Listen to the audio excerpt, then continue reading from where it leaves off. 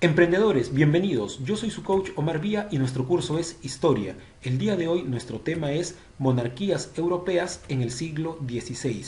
Es decir, vamos a cambiar el enfoque de nuestros estudios de la realidad peruana a la realidad europea.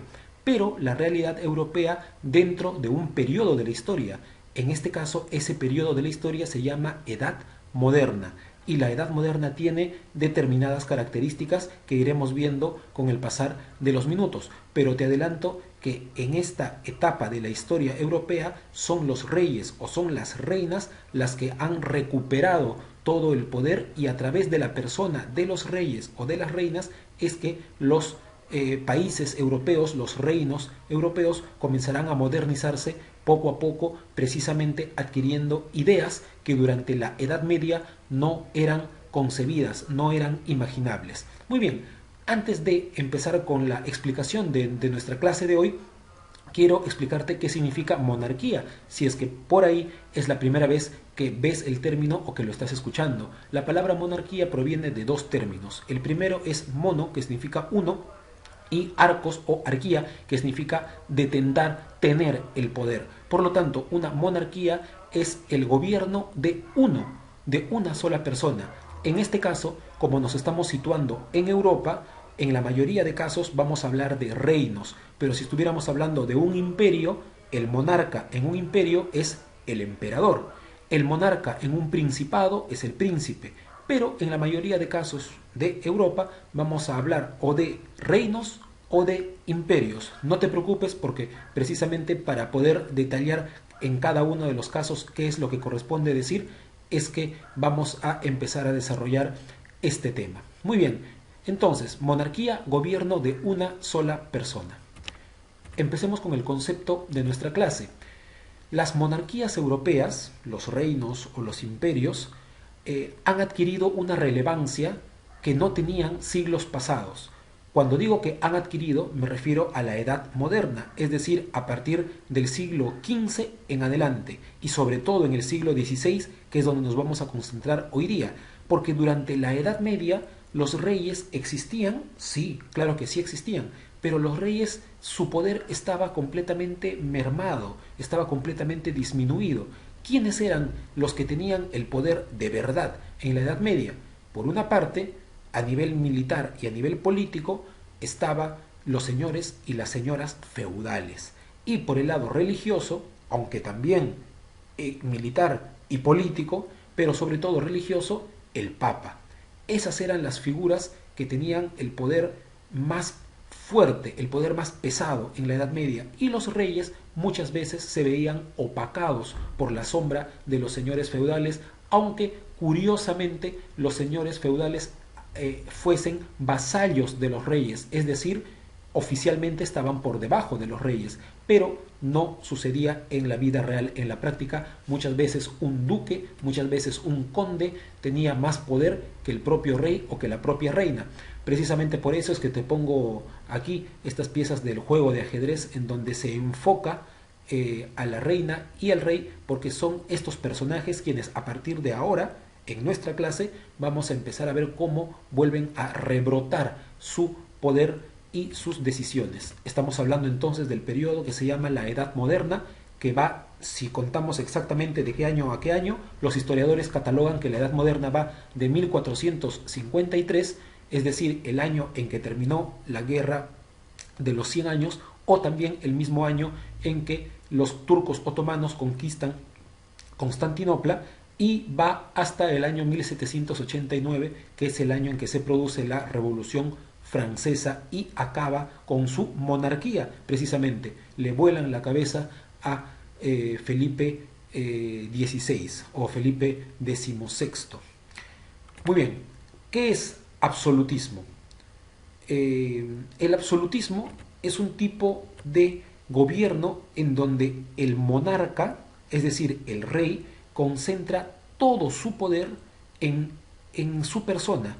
Todo el poder del reino está en la persona del rey. Él decide todo y por lo tanto él o de él depende el manejo del Estado. Por la palabra Estado quiero que entiendas país o en este caso reino. Entonces todo pasa por los ojos, por las manos y por la voz del rey o de la reina. Todo el poder, el máximo poder del Estado está en su persona. Y este personaje no tiene un balance de poder, no hay un equilibrio, no hay otra autoridad que le pueda criticar, no hay otra autoridad que pueda ponerse al frente y tratar de sosegar las decisiones de un rey. Los reyes han acumulado tanto poder que ahora sí los señores feudales están por debajo de ellos, ahora sí hay ejércitos que los obedecen, ahora sí hay funcionarios que los obedecen y ahora sí todo gira en torno a la decisión de los reyes. Precisamente por eso es que te pongo la imagen de abajo que es alusiva a uno de los rasgos más distintivos de un rey, como es su cetro y su corona. Sigamos avanzando. Algunas características del Estado absolutista, es decir, de ese tipo de gobierno absolutista en donde solo los reyes deciden todo lo que sucede en su territorio, son los siguientes. Un Estado absolutista no podría existir si es que no se maneja la idea de Estado-nación. Eso significa que poco a poco va apareciendo en los reinos un sentimiento de unidad. Es decir, durante toda la Edad Media, por ejemplo, si tú vivías en lo que hoy llamamos España, tú no te sentías español como tal. Si tú eras de Navarra, pues eras navarro. Si habías nacido en Galicia, eras gallego. En Cataluña, catalán.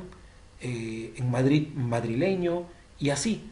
En Andalucía o en Granada, pues te considerabas eso, andalusí. Pero no había un sentimiento de unidad entre todos los españoles. Y no solamente sucedía en España. Si tú habías nacido, por ejemplo, en Inglaterra, pues de repente tú te sentías bretón, pero no necesariamente inglés, porque los ingleses tenían otra procedencia, habían venido de otros lugares. De repente tú te sentías escocés, ¿no? O de repente te sentías normando, pero no necesariamente se sentían todos pertenecientes a una misma unidad de identidad. Precisamente por eso es que ponemos aquí la palabrita identidad nacional. Ese sentimiento de identidad nacional es que poco a poco se va a ir forjando. Imagínense ustedes, hagamos una comparación que yo sé que no tiene que ver con la clase, pero para que se pueda entender mejor. El Perú, nuestro país, actualmente podría funcionar si entre un, por ejemplo, cusqueño y un cajamarquino y un limeño nos viésemos completamente distintos. Definitivamente el Perú no podría avanzar como debería avanzar. Y si te pones a pensar un poco, lamentablemente en muchas ocasiones sucede precisamente eso. Precisamente vernos diferentes es lo que nos lleva al atraso. Precisamente vernos diferentes en donde no hay diferencias es lo que muchas veces nos lleva a perder el tiempo en mil y una preocupaciones que no tienen sentido cuando las cosas que de verdad deben ser atendidas pues pasan por nuestros costados. Volviendo a la clase, imagínate que esa idea de unidad ya hace 500 años en Europa comenzó a ir teniendo fuerza, para que a partir de ahora hayas nacido en París o hayas nacido en la Provenza o hayas nacido en Toulouse o hayas nacido en Aquitania, todos sean franceses. Si hayas nacido en Sajonia o en Baviera o hayas nacido en Austria, pues todos sean alemanes y así sucesivamente. Entonces, resumen hasta aquí, el Estado absolutista, ese Estado en donde todo lo decide el rey, no podría funcionar si es que no hay la idea del Estado-nación. ¿Y qué significa eso? Que dentro de un mismo territorio exista una identidad nacional, en donde todos tenemos un sentimiento de unidad, todos nos pertenecemos, todos encontramos rasgos comunes entre todos nosotros. Muy bien, esa es la primera característica. Segunda característica, la corona tiene que ser hereditaria, es decir, el poder del rey pasa a su propia descendencia. ¿Para qué? Esto para frenar los apetitos de poder de algunos señores feudales que están pululando por ahí, están acechando, están dando la vuelta alrededor de los reyes o de las reinas para ver si es que hay una mínima oportunidad de meterse y a ser parte de la familia real, y de repente por ahí, si es que este señor feudal X no tuvo suerte, pues de repente por ahí su hijo o su nieto llega a entroncarse con la familia del rey. Bueno, para evitar eso y para evitar cualquier tipo de juego entre el ajedrez de la política, pues los reyes prefieren heredar directamente ellos a sus hijos y previamente haberlos concebidos con la pareja ideal. Cuando digo la pareja ideal, no estoy pensando en el amor, estoy pensando en la pareja ideal. Me refiero a nivel de estrategia geopolítica, es decir, antes los reyes y las reinas no se casaban necesariamente porque se amasen, muchas veces ni se conocían, es más, muchas veces se conocían en el propio matrimonio, así que no puede ser necesariamente un matrimonio alimentado por los sentimientos, pero lo que sí había, más allá de los sentimientos, lo que sí o sí había era interés geopolítico, es decir, ¿por qué le conviene, por ejemplo, al rey de Francia casarse con una princesa inglesa? ¿Por qué? ¿Por qué no se casa con una princesa portuguesa, por ejemplo? Así se veía antes los matrimonios entre los reyes, los príncipes, las princesas, las reinas, etcétera. Muy bien, entonces vamos dos características: Estado-nación, en donde tiene que haber una identidad nacional, y corona hereditaria, en donde los reyes previamente se supone que han sabido con quién procrear para que esta persona luego herede todos los poderes de padre y de madre. Por último, hay un despotismo autoritario. ¿Qué cosa significa despotismo? Significa mandar por tu propia voluntad, algunas veces abusar de tu poder, pero en general el despotismo es ejercer el poder sin consultar a nadie. Y autoritario, ¿por qué? Porque estos reyes obviamente están en una etapa en la que recién están formando su poder. Durante toda la Edad Media no han gozado del poder que ahora están gozando, así que muchas veces se tienen que poner sumamente férreos, sumamente fuertes contra las posibles amenazas que están rondándoles. Por eso decimos aquí, muchas veces los reyes no miden la real capacidad de su poder y entran en guerras y toman malas decisiones, suben impuestos, castigan a sus súbditos, etcétera, y lo que generan muchas veces es un perjuicio propio para la corona, es decir, para ellos mismos, terminan perjudicándose. ¿Por qué? Porque no hay un control, no hay una fiscalía que esté detrás de ellos, no hay una contraloría, no hay un congreso, no hay nada, nada está controlando el poder de los reyes o de las reinas. Muy bien, esta imagen, aunque no es del siglo XVI, es una imagen que ya pertenece al siglo XVIII, sin embargo, demuestra cómo los reyes en los grandes salones de los inmensos palacios pues decidían todo con respecto a los destinos y a las riendas de sus reinos, de sus países. Seguimos con las características. Una vez que tiene que existir un Estado-nación, una vez que los reinos son hereditarios y una vez que el rey gobierna con un despotismo un tanto autoritario, ahora el rey tiene que tomar algunas acciones y esas acciones se tienen que traducir en obras, en algún tipo de hecho. Estos hechos son los siguientes. Por ejemplo, los reyes de esta época, en su mayoría, el 99% de reyes o de reinas en esta época, crea nuevas instituciones, como por ejemplo nuevos ministerios. Si antes no existía, por ejemplo, el Ministerio de Agricultura, ¿no? Pues ahora existirá una persona encargada del manejo de la agricultura del reino y se dedicará no solamente a estudiar, sino se dedicará a tomar decisiones para que la agricultura comience a tener mejores resultados. Lo mismo, nacerá un ministro, por ejemplo, de economía, un ministro, si es que tu país tiene salida al mar, pues un ministro, por ejemplo, de puertos, un ministro de pesquería, etcétera. Profesor, una consulta. ¿Cuántos ministerios puede haber? Pues puede haber los que necesites, porque si nos ponemos un tanto exquisitos y analizamos la palabra ministerio proviene de la palabra menester, y menester es necesidad. Por lo tanto, según las necesidades de tu propio territorio, tú puedes ir creando o puedes ir también cercenando ministerios cuando ya estos no tienen ningún sentido, ningún valor. Muy bien, solamente te pongo como ejemplo para cerrar esta idea de los ministerios. Aquí en Perú, hace 50 años, en los años 70, hubo un ministerio de pesquería, porque el Perú era el primer productor de harina de pescado en esas épocas, el primer productor en el mundo. Entonces, en los años 70 hubo un poderoso ministerio de pesquería, pero lamentablemente esa abundancia se desaprovechó como tantas veces en nuestro país, y para los años 80 y sobre todo para los años 90, en donde ya el recurso marino se había agotado porque lo habíamos depredado, pues el ministerio quedó sin sustento y por lo tanto se eliminó el Ministerio de Pesquería. Caso contrario, por ejemplo, en los últimos no más de 30 años ha nacido, por ejemplo, el Ministerio de Vivienda.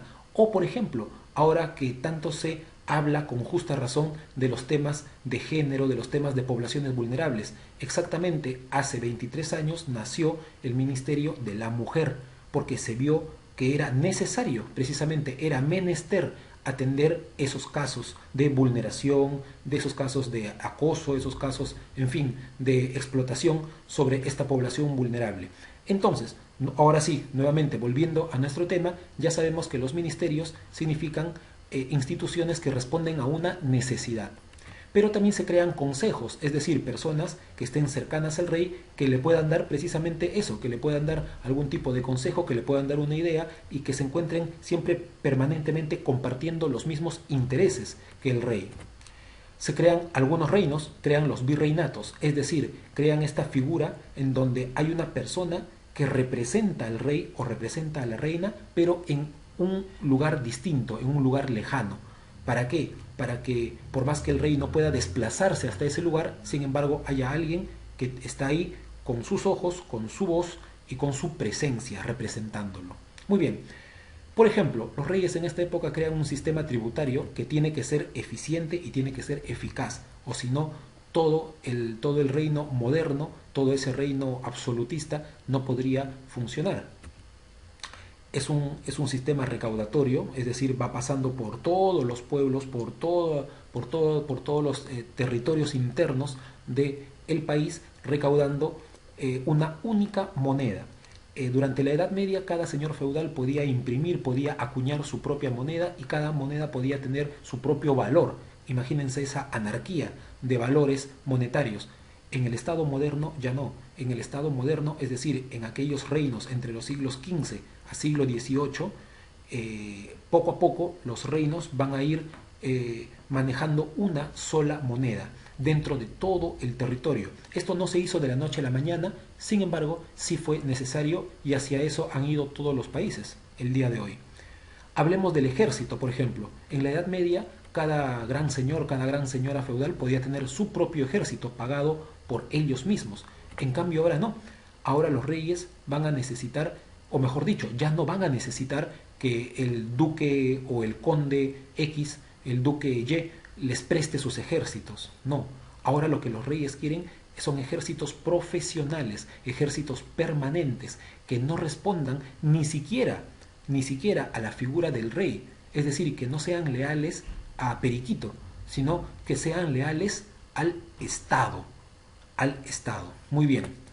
Por lo tanto, para que sean leales al Estado y se dediquen a eso, tienen que ser remunerados, tienen que ser pagados por su servicio.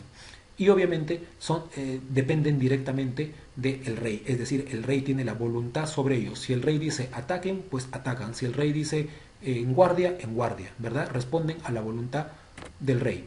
Y también todo lo contrario, si los ejércitos significan guerra, significa vanguardia, ataque, pues hay otro cuerpo, hay otra disciplina de especialistas que se dedican también al contacto internacional, pero no de forma bélica, sino de forma pacífica. Ellos son los diplomáticos, que también representan a tu país en el exterior, como por ejemplo surgen los embajadores, que ya existían desde la época romana y desde mucho antes, pero ahora vuelven a cobrar valor. También los cónsules. ¿Qué diferencia hay entre embajador y cónsul? El embajador está por arriba, el embajador representa a todo el país, mientras que el cónsul está en determinado lugar para velar por los intereses de sus conciudadanos en determinado lugar. Por ejemplo, el cónsul de Perú en Hong Kong o en Pekín. ¿Qué cosa hace el cónsul de Hong Kong, perdón, de Perú en Pekín? Pues atiende a todos los peruanos que se puedan encontrar o en Pekín o cercano a la capital china, ¿verdad? Te atiende el cónsul, ve tus intereses, o escucha tus consultas, etcétera. En cambio el embajador no. Junto con el embajador va todo el país representado. Por eso es que es tan importante, si es que alguien quiere dedicarse a la diplomacia, saber exactamente qué palabra decir, saber cómo comportarse y sobre todo tener conocimiento de la cultura a la cual estás llegando. Porque un paso en falso, una mirada de más o de repente algún gesto que a ti te pueda parecer beneficioso, pero contrariamente cae mal a quienes te están recepcionando, a quienes te están recibiendo, y tu misión diplomática puede fracasar por esos detalles tan pequeñitos. Muy bien, tanto cónsules como embajadores defienden los intereses del Estado, pero en el exterior. Ahora hablemos rápidamente de la monarquía más importante de este periodo de la historia, que es la Edad Moderna. Hablemos de la monarquía española. La monarquía española comienza con fuerza esta etapa de poder absoluto, de Estado absolutista o de monarquía absolutista con Carlos I. Él va a gobernar 40 años España, y no solo España, va a gobernar muchos lugares en el mundo, solamente que él se va a quedar desde España a gobernar. Él va a ser emperador del Sacro Imperio Romano Germánico por parte de padre, y por parte de madre va a heredar el Imperio Español. Es decir, que por padre y por madre él terminó siendo emperador. Heredó tierras muy extensas por ambos. Aquí te muestro solo las tierras que tenía Carlos I en Europa, pero Carlos I también tenía tierras en África, y mientras él gobernaba en España se descubrió México y se descubrió Perú, que te lo voy a comentar también en unos segundos. Todo lo que ves en color rojo es lo que le correspondía a Carlos I. Un detalle, un dato que te quiero dar es que este Carlos es Carlos I en España, pero en lo que tú ves ahí de color rojo que dice Países Bajos, Alemania, Austria, ahí era llamado Carlos V. ¿Por qué? Porque en ese imperio ya había existido 4 emperadores anteriores con el nombre Carlos, mientras que en España era la primera vez que llegaba un emperador con ese nombre. Por eso es que Carlos I o Carlos V es la misma persona. Él tenía una frase muy conocida y decía: en mis tierras nunca se pone el sol. Eso significa: en mis tierras nunca se oculta el sol. ¿Y cómo se podía entender esta frase? Bueno, de una manera bastante sencilla, pero también bastante lúdica. Él jugaba con las palabras, porque mientras era de día en Europa, aquí en América era de noche. Y mientras en Europa era de noche, pues aquí se hacía de día. Y de esa manera no había una hora durante el día que no esté alumbrando el sol en alguna de sus tierras, porque tenía tierras, repito, en 3 continentes. Este es el retrato de Carlos V, ni tan anciano ni tan joven. Era soberano, bueno, lo que les acabo de comentar, era soberano de tierras hasta en 3 continentes. Intentó construir una monarquía universal. Si por él hubiese podido, si por él hubiese sido, hubiese conquistado todo el mundo, pero claro que eso es una ambición todavía no lograda por nadie. Pero este imperio universal basado en la fe cristiana católica, que era su propia confesión. Sigamos con Carlos I. Él tuvo enfrentamientos muy encarnizados, por ejemplo, cuando se trata de Francia, con un rey que gobernó casi paralelamente con él, por unos añitos más, unos añitos menos, pero básicamente gobernaron las mismas décadas, y se llamó Francisco I de Francia. Fue su enemigo, pero digamos que un enemigo a la altura, ¿no? Cuando tenían que firmar la paz, pues la firmaban, y cuando tenían que irse a la guerra, también iban con todo su poder. Lo mismo pasaba con el Imperio Otomano y con el sultán Solimán o Suleimán el Magnífico. Igual, el trato ahí era un poco más áspero, porque ahí había choque de fe. Tú sabes que los otomanos son musulmanes, el Imperio Otomano es islámico, mientras que Carlos I era cristiano católico y además era emperador de los dos imperios más católicos del planeta. Entonces había una fricción un tanto agria entre Suleimán y Carlos I. Aquí un retrato de precisamente el magnífico sultán turco. Descubrimientos, te lo comentaba hace unos minutos atrás. Durante su gobierno se descubre México en 1519 y se lo termina de conquistar en 1522, y lo propio sucede con Perú en 1530 y se lo termina de conquistar en 1532. Esto quiere decir que estoy considerando desde el último viaje de Pizarro, porque en verdad Pizarro empieza ya a acercarse al Perú en 1524, pero como sabemos su primer viaje es completamente un fracaso y el segundo viaje es solo de expedición, es solo de descubrimiento, todavía no entra al Tahuantinsuyo con la completa seguridad de conquistarlo. Eso sí sucede en 1530 en adelante. Muy bien, aquí te pongo, espero que se pueda diferenciar bien los colores, pero la parte más de color más rosado, más rojiza, es lo que llegó a conquistar España con respecto a América. Y yo diría que incluso un poco más, porque lo que ahí se ve en Sudamérica de color amarillo, que se puede entender que es el Brasil y que eso le correspondía a Portugal, más de la mitad de ese Brasil en algún momento era español.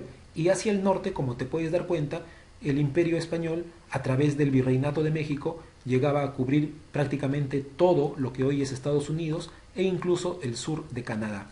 Así de amplio era el poder español en América en algún momento, sobre todo en el siglo XVI, y de eso gozó Carlos V, pero también su hijo, del cual hablaremos en los siguientes segundos. Por último, en los últimos años de su mandato, se tuvo que enfrentar a la reforma luterana, que es una reforma religiosa, es decir, los luteranos son cristianos, pero no son católicos. Es más, no solamente no son católicos, sino que reniegan del Papa, no obedecen al Papa. Y obviamente esto no le parecía nada gracioso a Carlos I.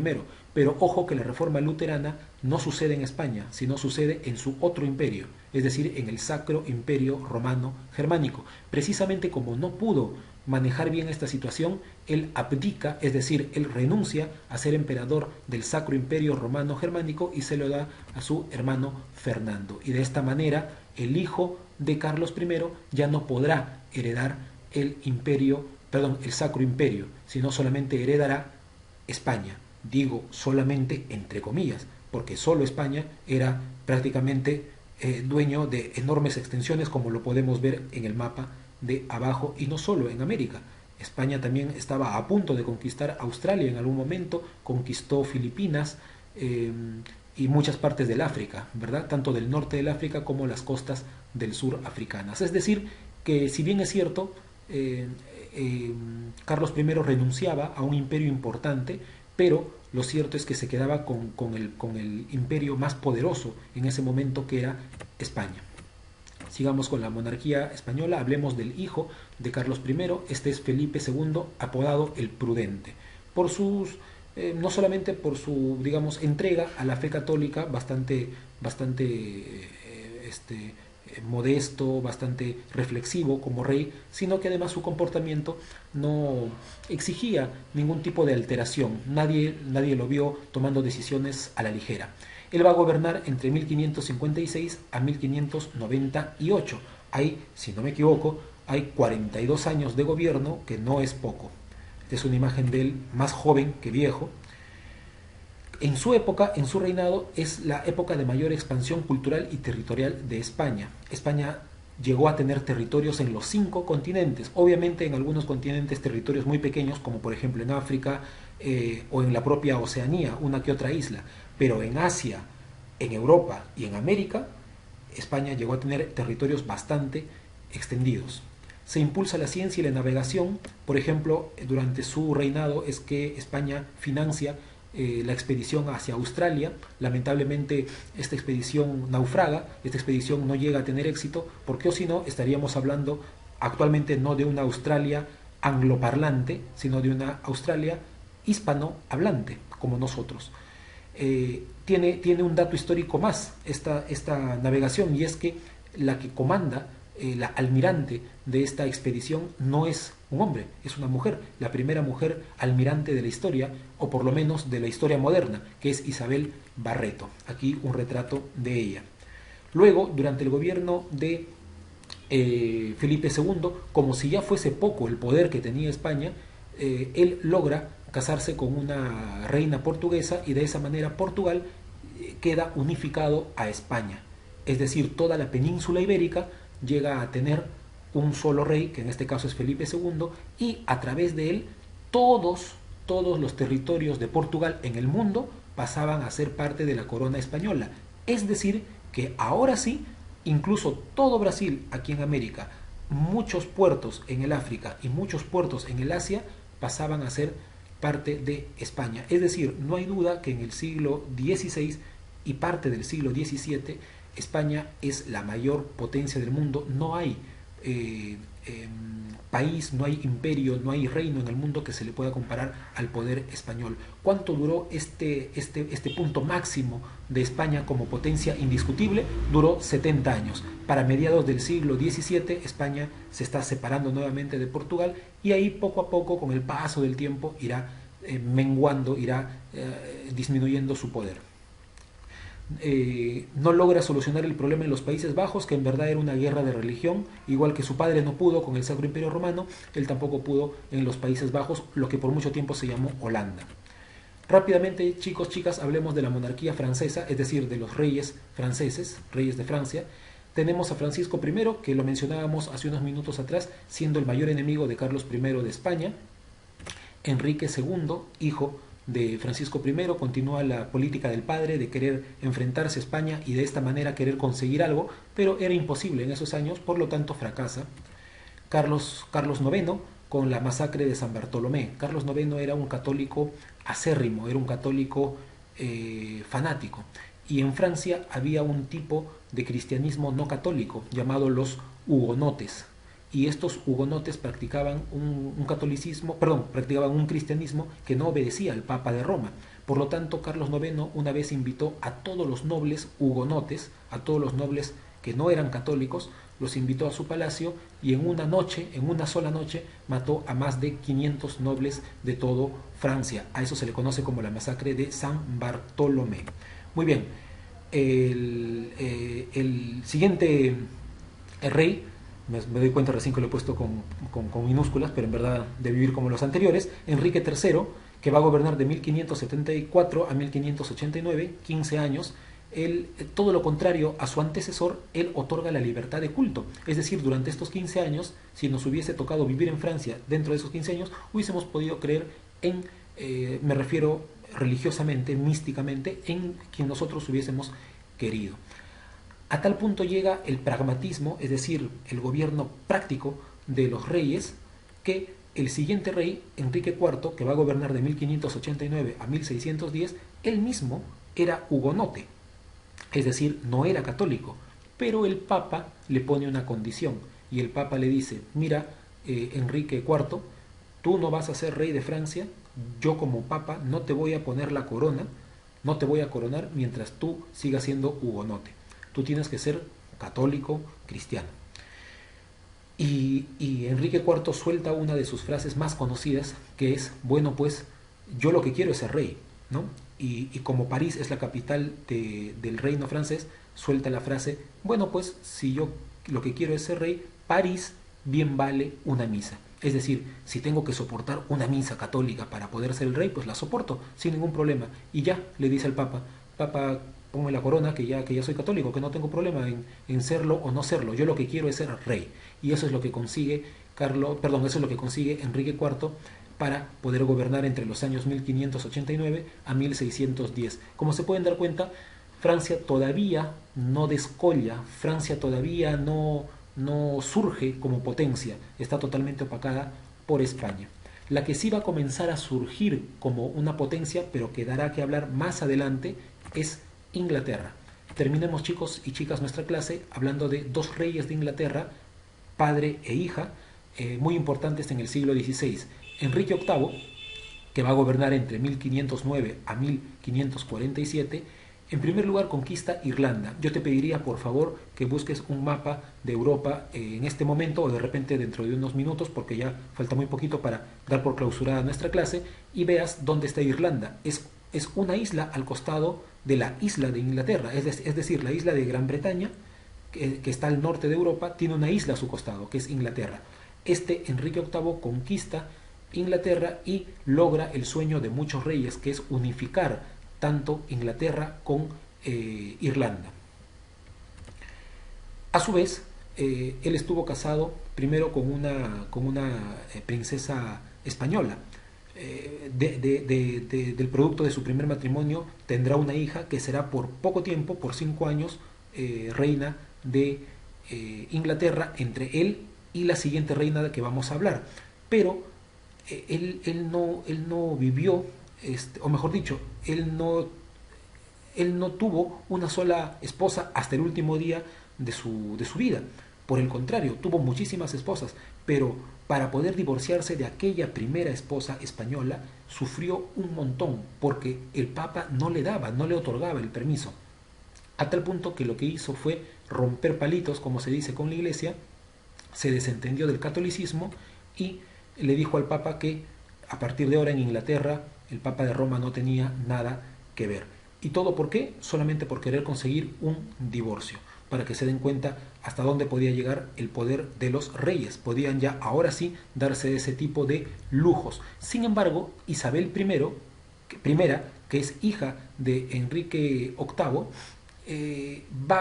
va a entender que no solamente es un lujo haber roto con la Iglesia Católica, sino que es una necesidad. Y aquí vemos un retrato de Isabel I de Inglaterra o de Gran Bretaña. Ella gobernó entre 1558 a 1603, es decir, hay 45 años de gobierno, un tiempo suficiente como para poder hacer de todo, hacer las cosas bien, hacer las cosas mal, poder enmendar lo que has hecho mal o poder malograr lo que hiciste bien. Ella lo que hace es recoger lo que había hecho su padre décadas antes y no solamente le dice al Papa que se mantenga fuera de Inglaterra, sino que además funda una nueva iglesia. Y de esta manera nace la Iglesia de Inglaterra, o también llamada la Iglesia Anglicana, en donde el personaje central de esa iglesia es ni más ni menos que el rey o la reina. Es decir, a partir de ese momento Isabel I pasaba a tener el mismo estatus que tenía el Papa en los países católicos, en los reinos católicos, lo tenía ella, pero en Inglaterra. Entonces ella hizo una jugada bastante interesante que, dicho sea de paso, se mantiene hasta el día de hoy porque los ingleses siguen practicando en su inmensa mayoría el anglicanismo. Un dato para cerrar nuestra clase de hoy es que durante el gobierno de esta reina Isabel I es que florece la cultura. Por ejemplo, florece la literatura de William Shakespeare por una parte, pero también florece el comercio de una manera un tanto turbulenta, porque es la época también de los Francis Drake, por ejemplo, de los grandes piratas en el Caribe, de los grandes piratas acechando por los mares de Venezuela, de Colombia, de las islas de las Antillas, de los grandes piratas por el África, etcétera. Entonces, es un momento en el que Inglaterra se está encontrando a sí misma y dentro de pocos años o dentro de pocas décadas comenzará a dar que hablar en el mundo, a tal punto que para el siglo XVIII ya comenzará a pasarle en su poder a la propia España. Muy bien, chicos, espero que hasta este punto hayamos podido aprender un poco más sobre lo que significaban los reinos o las monarquías en el siglo XVI en el continente europeo. Yo me despido, les agradezco y espero que nos podamos reunir prontamente. Muchas gracias.